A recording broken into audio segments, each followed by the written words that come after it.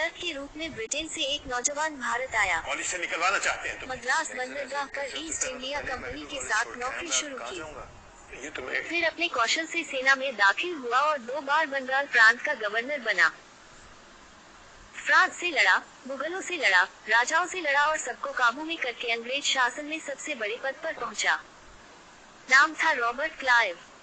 कहते हैं कि भारत को लूटने में सबसे बड़ा योगदान इसी का रहा। जो भी लूट खसोट करता ब्रिटिश सरकार के खजाने में भी जमा करता और अपना खजाना भी भरता गया। देखते ही देखते वह यूरोप का सबसे अमीर आदमी बन गया। उस पर भ्रष्टाचार के आरोप भी लगे, जांच भी हुई। इतना ताकतवर व्यक्ति महज साल की उम्र में दुनिया से अलविदा कह गया। 29 सितंबर 1725 को रॉबर्ट क्लाइव का जन्म हुआ। वह पढ़ने में शुरू से लापरवाह था, लेकिन बुद्धि कुशाग्र रही। खेलों में उसकी रुचि ज्यादा थी। कई बार स्कूल से निकाल दिया गया। जब समझ बढ़ी तो उसने शरारतें कम की और पढ़ाई में भी सुधार आया। शिक्षा पूरी करने के बाद 1743 में उसने ब्रिटिश ईस्ट इंडिया कंपनी में क्लर्क की नौकरी शुरू की। उसे मद्रास बंदरगाह पर तैनात किया गया।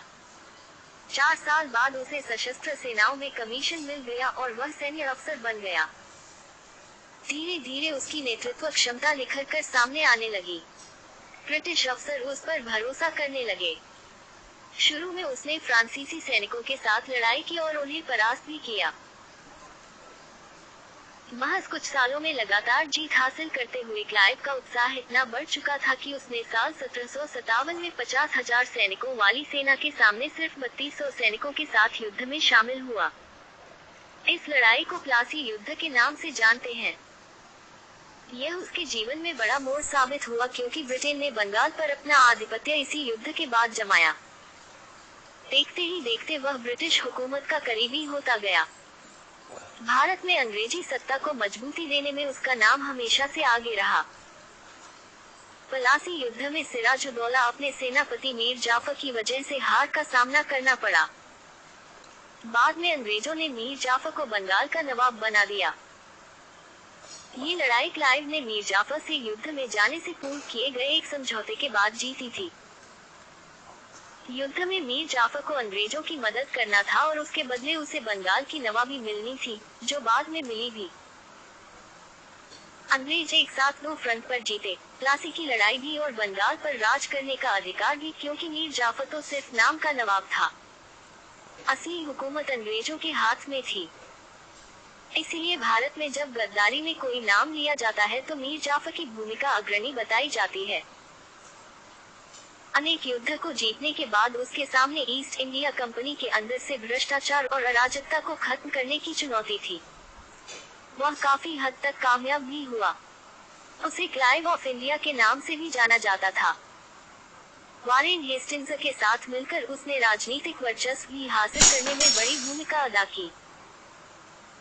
एक सैन्य अफसर के रूप में करियर शुरू करने वाला क्लाइव मेजर जनरल के रूप में ब्रिटिश भारत के कमांडर इन चीफ के पद तक पहुंचा।